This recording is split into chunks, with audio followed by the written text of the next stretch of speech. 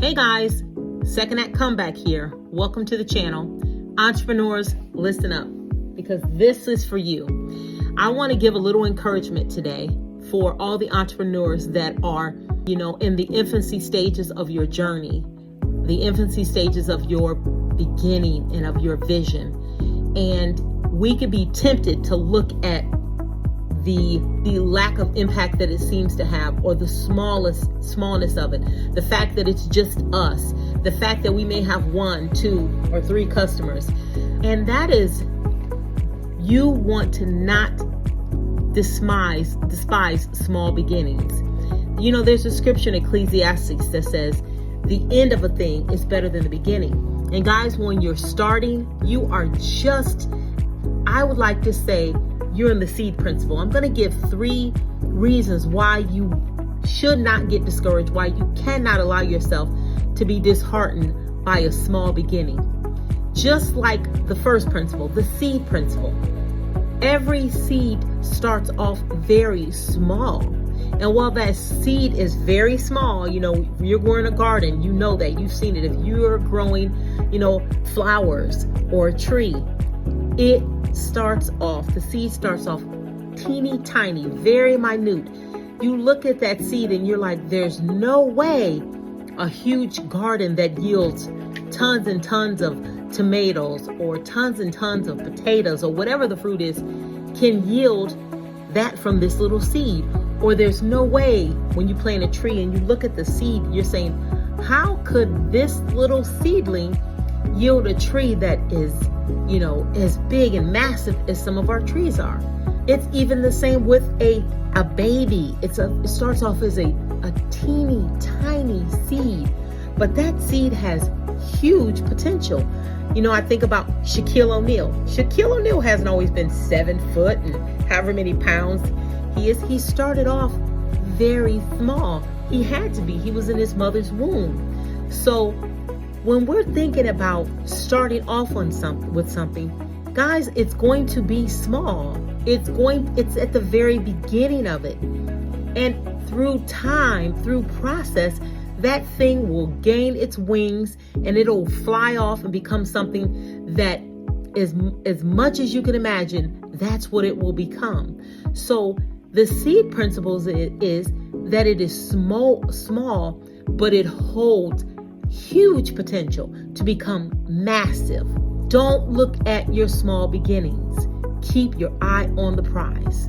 That's the first principle that I wanted to present. The second thing I wanted to remind you guys is about the power of patience and process. Anything worth doing, anything worth having, it's going to be a process. It's going to be a journey to get from point A to point B. And in any business venture, there's going to be process. You are learning things and you have to be patient and gracious with yourself because there's a learning curve. You don't know it all. And even when you get to the point where you're successful, you should still be learning. It's only when we die that we stop growing and learning. So in the beginning, it's going to be small, but that is giving way to the process of patience and process. I think about King David in the Bible. He wasn't always the king. He started off as a little shepherd boy. He was tending the fields. And there's a story, we all know it. He fought a lion, he fought a bear, and it was in those times, in those seasons when nobody knew who he was, when he was on the backfield of a desert, and nobody knew David, that David was preparing. David was in process. He became the king because of fighting off the bear and fighting off the lion, which ultimately gave him the courage to stand up in the face of Goliath and defeat Goliath. But had David rushed the process, had he just expected to be the king or expected to be at the end result without the process, none of us would know who David is. It's the small victories that allow us to get to the point where we become the king or we become ruler and reign over our circumstances, over our situations. A bamboo tree, guys, it takes years of watering that tree before that tree even breaks through the ground. Years.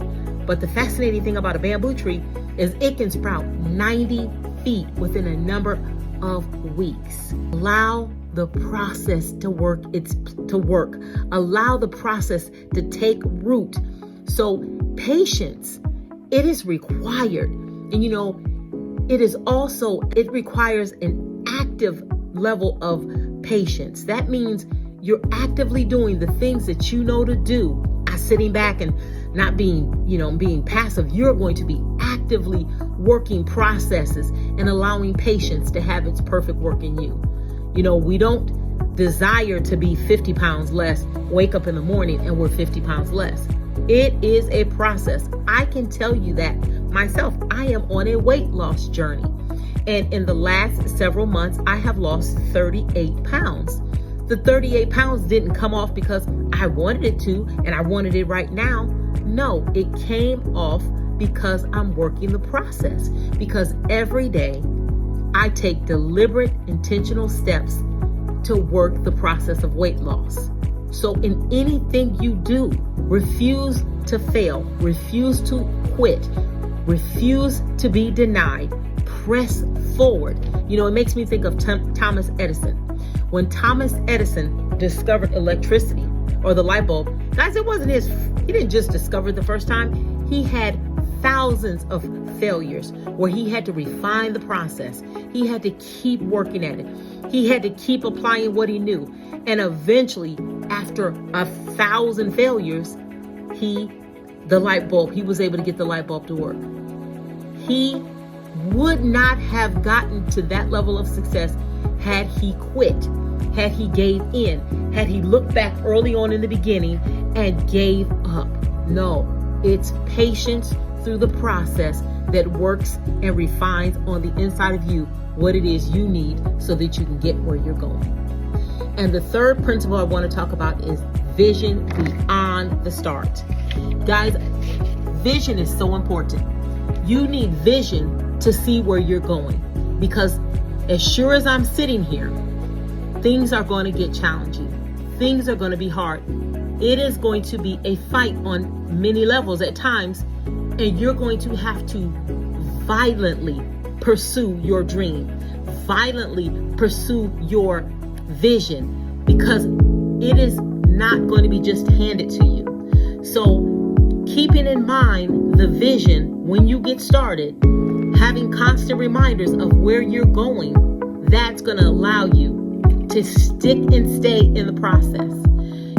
Jeff Bezos, when he started Amazon, he started in his garage and worked many long hours. That's part of the process and the patience. Worked many long hours. Now today, he's able to enjoy the fruit of his labor.